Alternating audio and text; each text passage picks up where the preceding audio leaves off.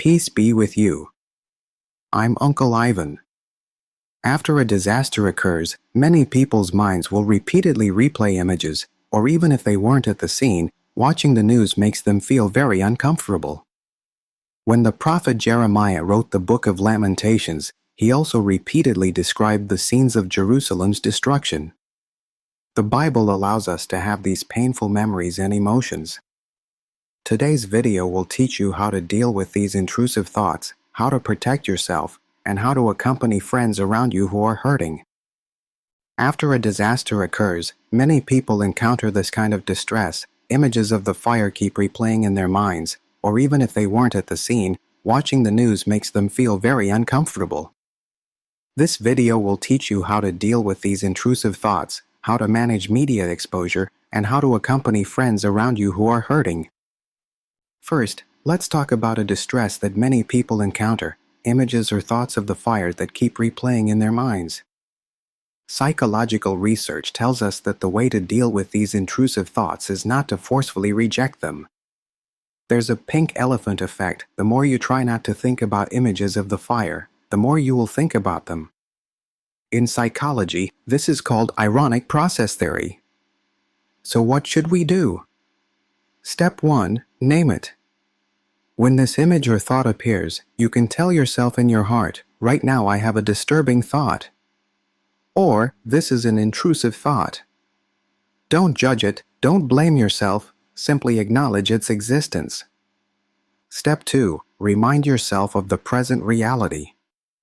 You can tell yourself, I'm sitting at home right now, I'm sitting in my room right now, my surroundings are safe. This is helping your brain distinguish between past events and present safety. Step 3. Bring your attention back to your senses. Ask yourself, what am I hearing right now? What am I seeing right now? What am I touching right now?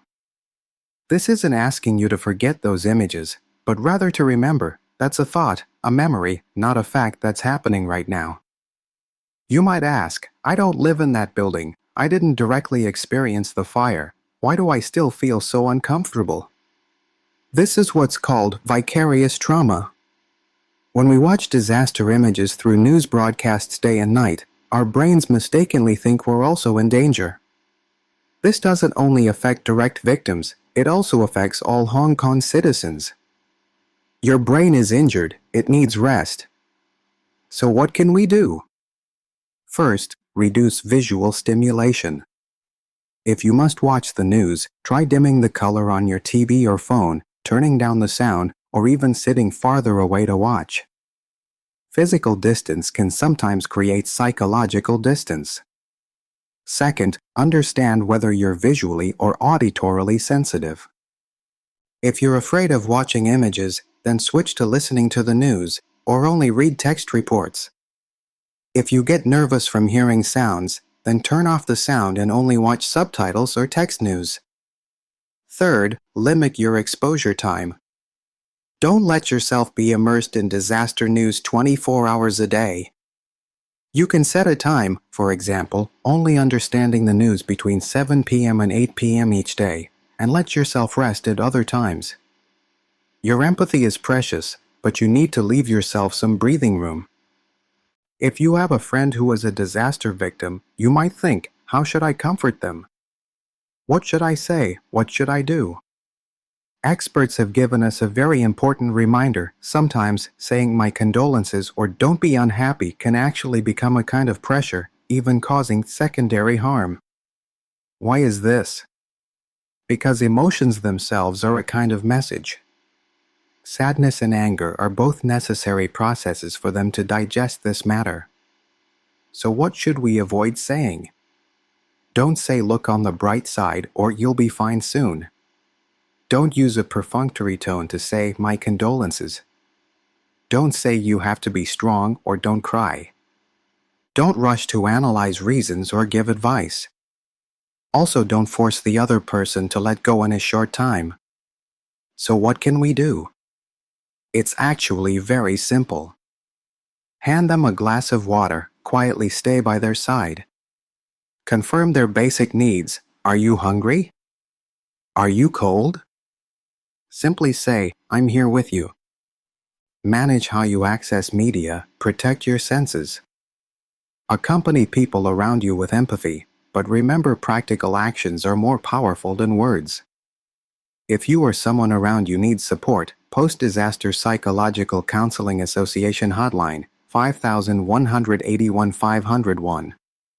Hong Kong Red Cross, 5164 5040. Together, we support each other. Romans 12 verse 15, rejoice with those who rejoice, mourn with those who mourn. True companionship is not rushing to give answers or telling people don't cry, but being willing to mourn with those who mourn. Sometimes, a glass of water, a phrase I'm here with you, is more powerful than any great principle. This is how God accompanies us. Accompany people around you with empathy. Remember practical actions are more powerful than words. If you need support, Post-Disaster Psychological Counseling Association, 5181 501. Thank you all for your support. Please share this video so more people can learn how to support each other. Remember to subscribe and turn on notifications. Let's live out Christ's love together.